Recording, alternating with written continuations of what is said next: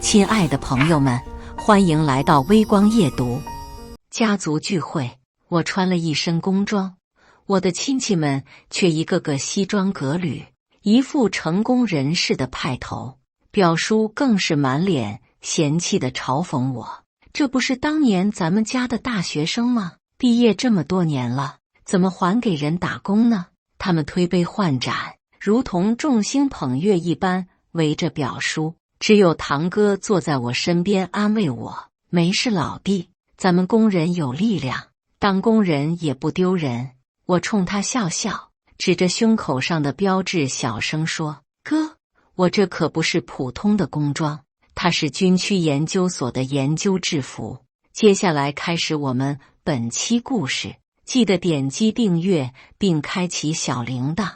堂哥一直给我打电话，说我好多年没回家，应该回来聚一聚。想了很久，我最后还是推掉了研究所的会，挤出了1个小时回了家。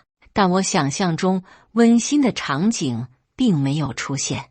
我的那群亲戚们一个个西装革履，都在忙着相互吹捧恭维。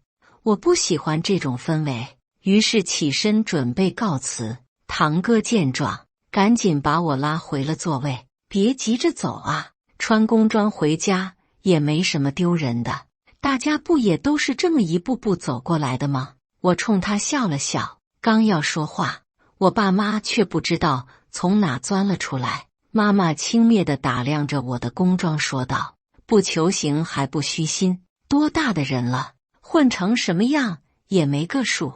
看看你的兄弟姐妹，你也不知道上去巴结巴结求求人家，难怪这么多年还是穿个破工装。我没接我妈的话，从我离家开始，他们就是这副样子。一看到有哪个亲戚发达了，就屁颠屁颠凑上去，对他们的亲儿子反而是百般看不上眼。也正因为这样，我才不愿意回家。见我不说话，爸爸抬手欲打：和你说话呢，你哑巴了。我冷冷瞥了爸爸一眼，他手一顿，还是没敢打下来。这会儿亲戚们也都把目光挪了过来，我举起杯子抿了一口，对他们说道：不好意思，我还有事，就先走了。以后如果是这样的家庭聚会，就不用再叫我了。我刚说完，表叔叶成就从座位上站了起来，嚷嚷道：等等，叶枫，我叶成祖的局你想来就来，想走就走，听你这意思，是你发达了，看不上我们这些亲戚了，觉得我们不配啊。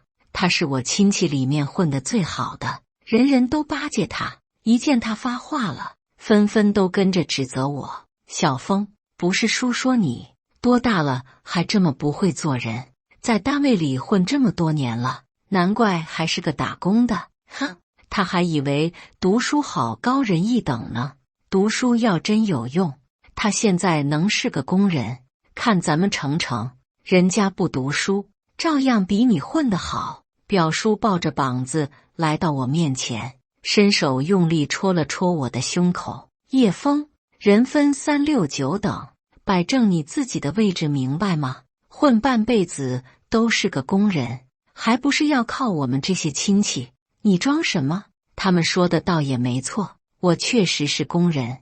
我没心情和表叔扯皮，躲开他说道：这样吧，等下我还有个会，今天我提前离席，给大家说声抱歉，这顿算是我请的，你们想吃什么自己点，之后把发票拿给我就好。说着，我就去拿我放在椅背上的外套。偏偏这时候，一只手按在了我的外套上。一个小小的工人，你请得起吗？我抬眼一看，一个扭着水蛇腰的女人站在我的面前，她脸上画着厚厚的妆，看上去格外妖娆。我皱眉，我可不记得亲戚里面有这么一位。看出我目光里面的疑惑，女人立刻眉毛娇笑道：哟，不认识我了？这才几年啊，你就把我忘干净了？我摇了摇头，不好意思，记不太清楚了。这些年我心思都在工作上，见太多人了。女人不依不饶，甚至故意趴在椅背上扭着腰。咱们高中那会儿，你可是天天都眼巴巴追我呢。他这么一说，我才想起来，我上高中的时候确实喜欢过一个女生，不过和眼前的人相比，他们也差得太远了。以前她确实是记忆里的白月光，不过现在还是算了吧。我冲她礼貌一笑，都是过去的事了。说罢，我就要推开她的手去拿衣服。我这种态度让女人收起了笑容，她一步挡在我面前叫道：“叶枫，你个臭打工的，装什么？告诉你，我现在已经是程程的老婆了，你这辈子都不可能再和我有关系。”她冲我一阵冷笑：“你知不知道，这酒楼可是程程的家产，一年光是盈利就上百万，今天这顿饭没有10万块下不来。你个臭打工的，哪来的钱结账？”他喋喋不休地炫耀着，但我压根就没把他放在心上。到现在，我怎么可能还想再跟他有点什么关系？至于我表叔的酒楼一年赚多少，这顿饭又值多少钱，就更不是我要关心的了。我更担心的是研究所的会议，眼看着就要到时间了，我要是再不走，可能就赶不上了。说完了吗？我打断了女人的话。你没说完就自辩，我还有事，就先走了。女人一愣神，我从她手里拿过了外套，转身向外走去。还没走出去2步，身后的表叔就用力拍了一下桌子：“叶枫，谁允许你走的？”随着他这一巴掌，包厢房门被撞开，一众5大3粗、穿着保安制服的流氓闯了进来，把我围在了中间。表叔冷笑着冲我说道：“小枫，我这可是帮你，你别不识好歹。你那破工人有什么好当的？不如来给我看门吧，我1个月给你发5000零花钱，不比工人强多了。”我爸妈闻言，脸上立刻露出一副欣喜若狂的神色来。妈妈赶紧挤到我旁边，对表叔点头哈腰：“哎呦，程程你可真是的，为了我家这个不成器的东西这么操心，我都不知道说什么好了。有你这个叔啊，可真是叶枫8辈子修不来的福啊。”爸爸则是用力按着我的脑袋，想把我身体按下去。叶枫，怎么这么没眼色？你表叔给你帮了这么大的忙，你也不知道谢谢人家，鞠躬啊！愣着干什么？难道你还想让我们全家这辈子都当工人？我看着他们2个人摆出的一副努力模样，心里只觉得一阵悲哀。我不是没有跟他们交代过我的工作，更不是没有赡养父母，可他们就是固执地认为我不过就是一个普通工人，做什么都是错的。而我这个经商的表叔，在他们的眼中就是年少有为的天才，就是需要去巴结讨好的对象。为此，他们甚至干脆把我当成了讨好表叔的工具。表叔满脸鄙夷地扫了一眼我爸妈，随后大马金刀地站到了我面前，等着我鞠躬道谢。我堂哥一看这下都下不来台，赶紧插到了我们中间。他推搡着我爸妈，把他们和我分开，拉着我说道：“行了行了，今天大家都是来聚会的，小枫好不容易回来一次，别弄得这么僵嘛。小枫也不是真的要走，咱们就是说着玩嘛，就算了吧。”我知道他是在维护我，给我打圆场，可表叔却不依不饶。他啐了口唾沫，一巴掌推在堂哥肩膀上：“你算什么东西？有你说话的份！”我爸妈也一叠声地数落着堂哥：“就是你什么东西，也想断了我们家的前程？程程人家可是大老板，我们攀还来不及呢。你说算了就算了。”堂哥被推到了一边，表叔又转向了我：“行了，现在谁也给你出不了头了。这样吧，只要今天你从这里钻过去，我就给你个面子，让你来我办公室当个闲职。”说着，他一脸奸笑地岔开腿，指了指自己的胯下，他眉飞色舞，等着看我出丑。可我根本没闲心跟他玩这些小孩子过家家的游戏。我摇摇头对他说道：叶城，闹够了吧，我还有事，真没时间再和你过家家了。办公室的人还在等我，我现在就要走了。我扭头想分开门口站着的流氓保安离开，手刚伸出去，一个流氓便一巴掌推到我胸口上，龇牙咧嘴的凶道：你算什么东西，说走就走。表叔阴沉着脸，咧开嘴阴笑：叶枫，我给你脸了是吧？我说你是工人，你还真以为自己比得上工人？你就是个要饭的，什么办公室的人等你开会？你是怕开会迟到丢了饭碗吧？堂哥赶紧过来拉着我的手劝道：小枫啊，你别和他呛了，你斗不过他的，人家爹是咱们市的首富，他爹一句话是真能让你丢了工作的。我忍不住勾起了嘴角，一个市里面的首富就能让我丢了工作，除非是高层的红头文件直接批示，否则就算是领导也不敢说动动嘴皮就能让我丢了工作，做梦都没有这么做的。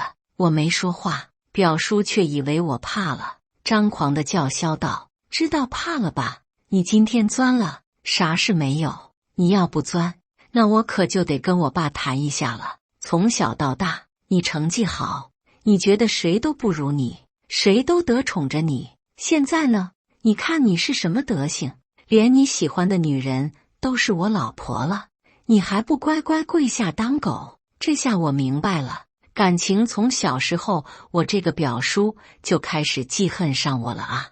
为了这么些小事就想羞辱我，说他是小孩子，过家家都多。堂哥急切地看着我，那意思是让我赶紧给表叔服个软，毕竟在他看来，我是完全没有办法和表叔对抗的。我拍了拍堂哥，示意他安心，随后对表叔说道：叶城，如果你非要觉得小时候是我对不起你，那我可以道歉，不过我们把话说开了之后，你就不要再找我麻烦了，我们本来就不是一路人。至于你老婆，我高中是喜欢过，但现在已经没关系了，你大可以放心，我不抢你的。我本来是想给表叔个台阶下，赶紧结束闹剧，我好离开。谁知道表叔压根就没听出来我的意思，他气得涨红了脸，指着我吼道：叶枫，你什么意思？你配跟我当一路人吗？我叶城家的产业到处都是，我银行卡里存着你这辈子都赚不到的钱，你算什么东西？他老婆也不干了，蹦出来指着我的鼻子尖叫：你说那话什么意思？你还有资格看不上我了？你也不撒泡尿找找自己是什么货色，你今天不把话说清楚，你哪都别想去。我爸妈本来就是想借着这次聚会攀上叶城这棵摇钱树，这会儿一看我把叶城气成这样，立刻冲了上来。爸爸二话不说，抬手就想往我脸上扇：你个不孝东西，看你把你表叔气成什么样了，还有脸在这里说话，我打死你个不孝子！妈妈则是用尽全力箍住我的胳膊，嘴里嚎丧：哎呦，造孽啊！我怎么就生了你这么个不求上进的东西？这可是我的亲生父母啊！就算是处处针对我的，也是和我血脉相连的表叔啊！我不过是说要提前离开，他们就要如此羞辱我。满座亲戚除了堂哥，甚至都没有一个人帮我说话。他们说我是工人，是穷光蛋，我压根都没放在心上。可我的亲生父母如今竟然要为了巴结表叔动手打我，这世界到底怎么了？慢着！表叔忽然叫了一声，这么打他还是太便宜他了。走，听说他开车来的，去把他的车砸了，他丢了饭碗，就只能来求我，我倒要看看他能嘴硬到什么时候。我爸立刻就摆出了一副狗腿模样，附和道：程程说得对，让这不孝子好好吃吃苦头。他就懂事了。一群人裹挟着我出了酒店，这时候已经到了开会的时间。我的手机不断震动着，我只好悄悄拿出手机发了个消息：我这边有点事情，走不开，地点改到咱们市的夜市酒店吧。此时，表叔已经带着人找到了我的车，他瞥了一眼车标，和狗腿子们爆发出一阵大笑。叶枫，他们和我说你开车来的，我本来还不信，现在我倒是信了。就这辆破国产车，一看就是单位配的烂货吧？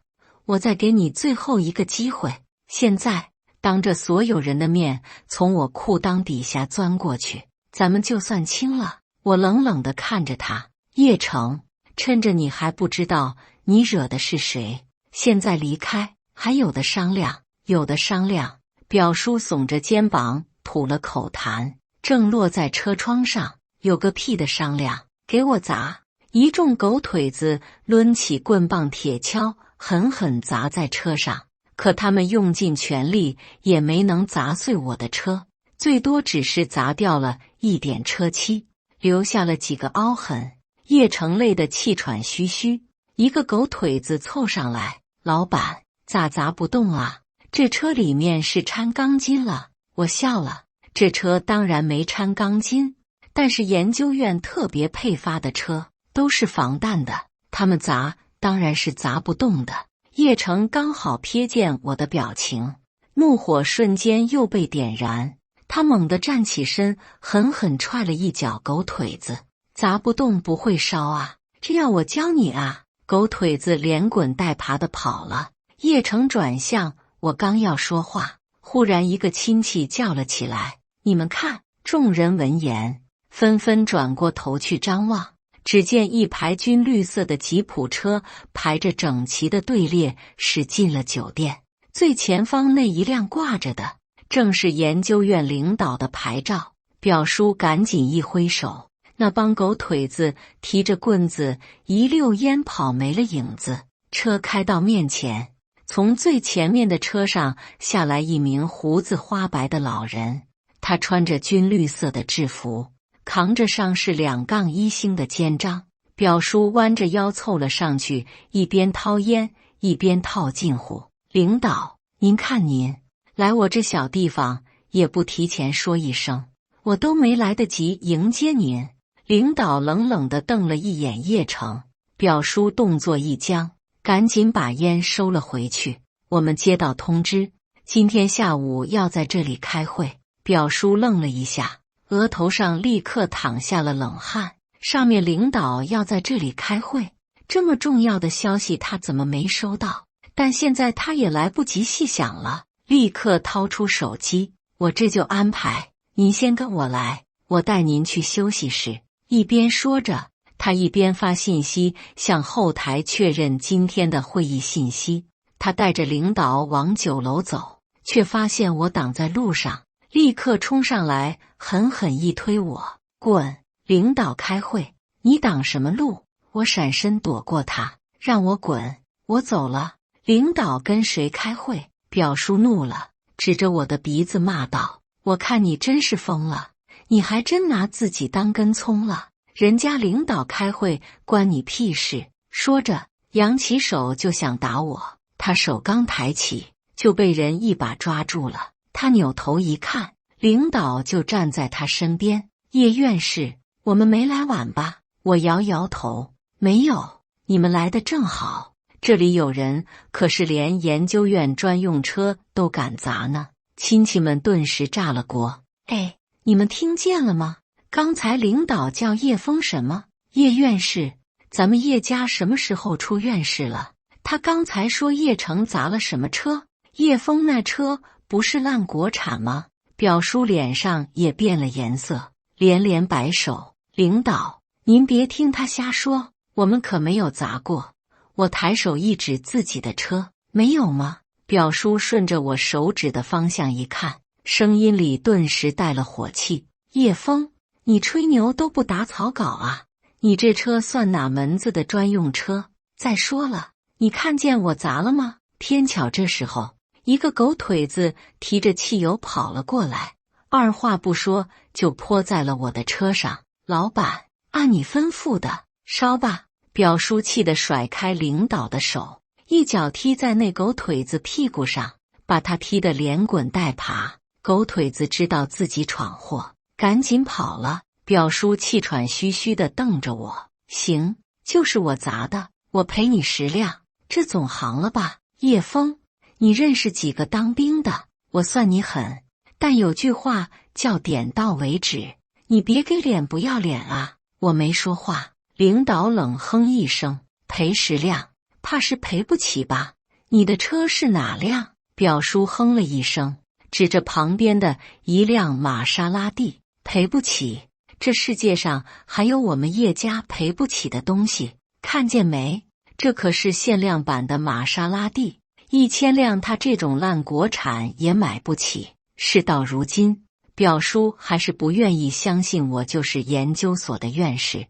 领导微微点头对我说道：“叶院士，你放心，今天这件事情我们一定给你一个交代。”他扭头直接下令道：“砸了！”他身后的人二话不说，直接抄起工具开砸。还没等表叔说话，他那辆上百万的跑车就被砸成了废铁。停！表叔终于反应了过来，跳着脚拦在了首长面前。他看着变成废铁的跑车，眼睛里喷着火。手机上的短信恰好传来，后台表示根本没有收到研究所开会的消息。表叔额头上青筋暴起，他冲到我面前，一把抓住我的领子，把手机举到我的面前。好啊，叶枫，你把我当猴耍是不是？酒店根本就没有收到开会的通知，老子差点就让你骗了。我说你哪来的胆子，和我比谁更黑是吧？他斜着眼睛瞄着领导，我也不和你们废话，给我磕3个头赔罪，这事就跟你们没关系了。领导却压根看都没看他。叶林是谁？不认识。表叔气疯了，发狠似的，一边摁着手机，一边咬牙切齿的威胁。连我爹都不认识，就敢出来冒充领导，今天我就让你们认识认识。等着，等我爹带人来了，你们一个都跑不掉。我爸妈一看表叔打电话叫人，脸都吓白了。妈妈跑到我旁边，一屁股坐在地上，抱着我的腿哀嚎道：“哎呦，你可把我们家害惨了，你这样让我怎么活啊？我这辈子就指望着人家带咱们家飞黄腾达呢，全都让你毁了啊！”爸爸则是又想按着我向表叔道歉：“成啊，是我们错了，我替我儿子向你道歉啊，我们家不是人，不是东西，您可千万别记仇啊！”他们这副卑躬屈膝的模样，并没有能引起表叔的同情，相反，正在气头上的表叔跳着脚骂道：“现在才知道求情，晚了！我要把你们一家子全抓进去，你们一个都别想跑！”妈妈一听这话，眼泪立刻奔涌而出，她趴在地上垂着地哭喊道：“成，别这样啊！我们错了，我们不该生这个儿子，我们现在就和他断绝关系，还不行吗？”爸爸一见这样，也连连附和。领导走到我身边，他强压着怒火，询问我该怎么处理。我扭过头，不再继续看他们的丑态，等着看吧。今天咱们市里这条虫子就要出来了。领导点了点头，不再说话，只是眼中的寒芒更加锐利了。表叔打完了电话，走到我面前，嚣张地用手机点着我和领导的鼻尖：“等着啊，等我爹来了，你们全都死定了。现在就算你们给我磕头道歉都没用了，老子玩死你们！”不过几分钟的时间，一排排豪车就驶进了林氏酒店。车门打开，一群穿着西装，手里提着棍子的暴徒就把我们团团围在了当中。看着自己的人来了，表叔底气更足，他神气活现的在我和表叔面前走来走去，看见没？这都是我的人，你们最好现在就求求我，说不定我发善心，能让你们少点痛苦。”自然没人理他。人群分开，一辆加长版的劳斯莱斯开了进来，车门向上抬起，穿着貂皮、满身横肉的叶林钻了出来。叶林眯着眼睛问表叔：“成，都谁欺负你了？”叶成一听，赶紧指着我和领导说道：“谢谢爸爸，就是他们欺负您儿子，我不就是砸了一辆破车吗？这群人竟然敢冒充领导，还把我跑车给砸了。”叶林扭头看了我们一眼，脸上表情瞬间就不自然了。他不认识我，但他当然是认识领导的。跟着叶林过来的人原本还趾高气昂，想着好好在叶林面前表现一下，可一看见领导，个个都像是见了猫的耗子，低着头直往后缩，只恨自己今天到底是怎么失心疯了，才来趟这滩浑水。叶林脸上肌肉抽动着，他心里早就已经把自己这个儿子骂了千万遍，惹谁不好，偏偏要惹这等大人物。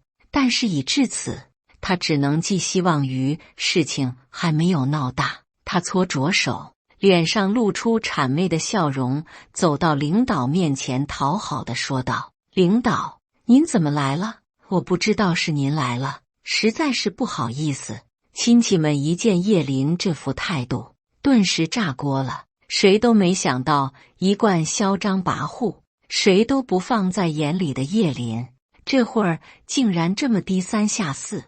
表叔也是满脸的不可思议，扯着叶林的袖子嚷嚷道：“爸，你怕他们干啥？他们不过就是一群冒充领导的流氓，他们连你都不认识，还想混，连规矩都没有，你怎么不教训？”他话还没说完，叶林就一巴掌扇在了他脸上。表叔被捂着脸发傻，叶林则是看都不看他一眼。他低眉顺眼地对领导说道：“领导，今天这件事情肯定是有什么误会，我替我儿子向您道歉，我愿意承担一切损失。”领导哼了一声：“误会？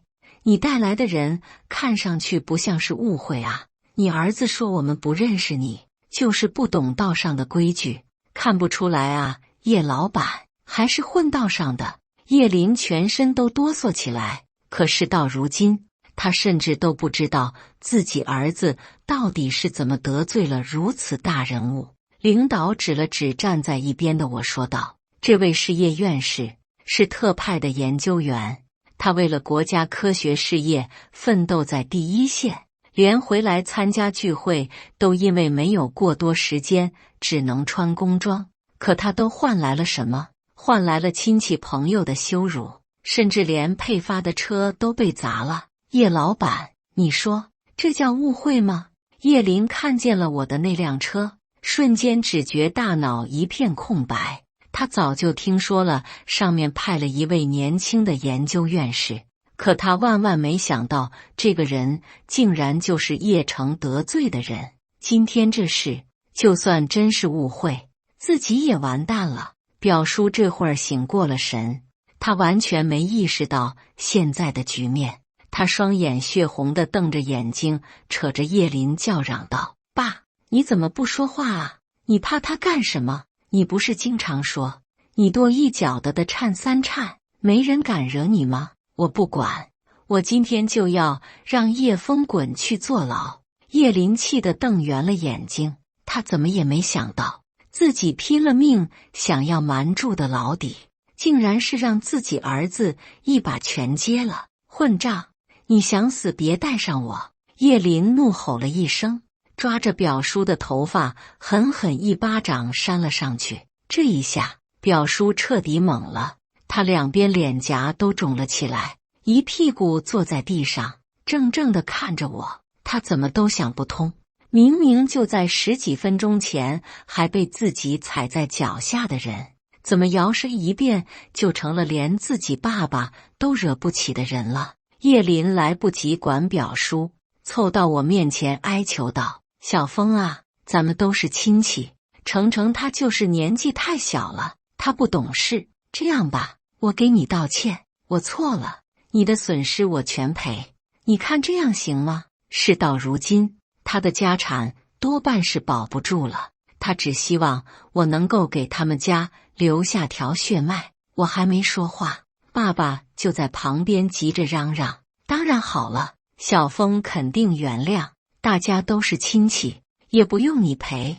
本来国产车就不值钱。接着爸爸又指着我命令道：小峰，你看舅老爷都给你道歉了，你见好就收就行了，别大家都下不来台。妈妈也劝我，都是亲戚，哪有那么多仇怨，冤家宜解不宜结吗？其他亲戚也都七嘴八舌地说道：就是就是，我们这么一大家子人都是指望着你舅老爷，你总不能让我们喝西北风吧？你看人家都愿意赔你钱了，这事就算了，一辆车而已，不值几个钱。再说了，你还把人家的车砸了呢，人家都没让你赔，就算扯平了。领导看着我，等我做决断，我则是看着他们这一大家子人的丑态，只想笑。在我被表叔欺辱的时候，他们只是装聋作哑的看着，现在眼看我有了身份地位，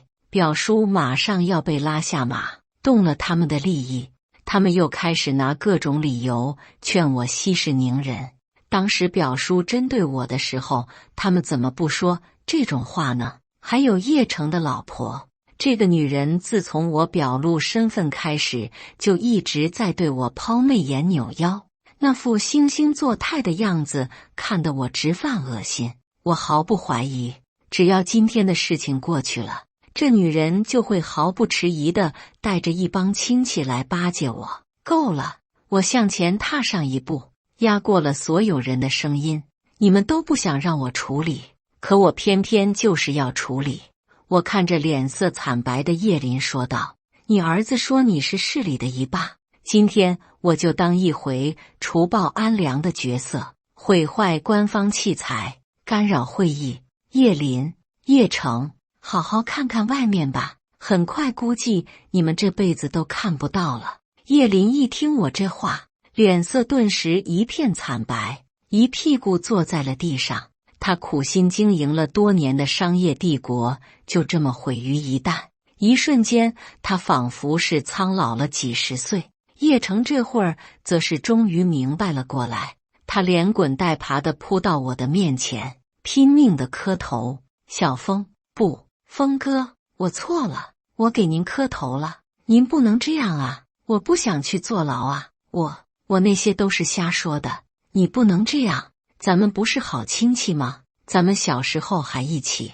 他绞尽脑汁地回忆着，脑袋在地上磕出了血。我看着一群不知所措的亲戚们，清了清嗓子：各位，散了吧，看在亲戚一场的份上，我不会处理你们。不过从今天开始，我和你们之间再无任何瓜葛。他们一个个都是势利至极，与其等着他们来巴结我，找我的麻烦，不如现在就跟他们一刀两断。我爸妈在一边呆呆地站着，他们怎么都没想到事情竟然会是这样的结果。他们费尽心机，甚至不惜把我当成垫脚石，想踩着我抱上叶林叶城这棵摇钱树。可现在呢，他们丢了我这个儿子，还丢了摇钱树，最后一无所有。忽然妈妈双腿一软，直接跪在了地上，对着我哭嚎道：小峰啊，是妈妈错了，妈妈之前不应该那么对你的，你可不能丢下妈妈啊，没了你妈妈可怎么活哟。爸爸在一旁拉着我妈，冲我嚷嚷：小峰，你快过来看看你妈啊，我们可是你亲生父母，你还想说不管就不管吗？我压根连余光都没有留给他们，和你说话呢，你哑巴了。我不看着我妈妈哭得凶，实际上她连一滴眼泪都挤不出来。这会儿想起来，他们是我亲生父母了，早干什么去了。他们根本就不是真的觉得自己错了，他他们只不过是看丢了叶林叶城这棵摇钱树，想回过头来攀上我，继续过他们的好日子罢了。很快，他们也和其他亲戚一样，被赶来的警察带走了，打发了一众势利眼亲戚。我走到堂哥的身边，堂哥冲我笑了笑，没想到你的背景居然这么大，难怪你不怕叶城。我也对他一笑，哥，之前在聚会上，你是唯一帮我说话的人，我向你保证，以后你要是遇上了什么事情，都可以来研究所找我。叶林和叶城被带走调查了，比较好玩的是，大多数事情都是叶城自己说出来的。他为了给自己争取减刑，把叶林干的所有见不得光的事情都交代出去了。不知道叶林知道了之后，会不会想亲手掐死自己这个亲儿子？在他们父子二人落网之后，叶氏集团也很快树倒猢狲散。我那帮势利眼亲戚们本来就是贪图叶林叶城的财产，自然没有人会帮他们。相反，自从那天叶林父子出事之后，他们就把叶氏集团的产业分得一干二净。叶城的老婆更是直接提交了离婚协议书，把叶氏集团的财产带走了大半，以至于叶林叶城被判罚款的时候，银行账户上连1分钱都拿不出来，他们只能悲催地在监狱里面踩缝纫机用来还债，不出意外，这辈子都还不清了。这些都是研究所的同事在茶余饭后闲谈的时候跟我说的，不过对此我也只是淡淡一笑。我和那群势利眼亲戚们早就已经没了关系，现在我只想安心做好我手上的研究。感谢大家的观看，本期故事精彩吗？欢迎大家在下方评论区吐槽。如果你喜欢这类故事，记得点击订阅微光夜读，并分享给更多的人，这会对我帮助很大。再次感谢大家的观看。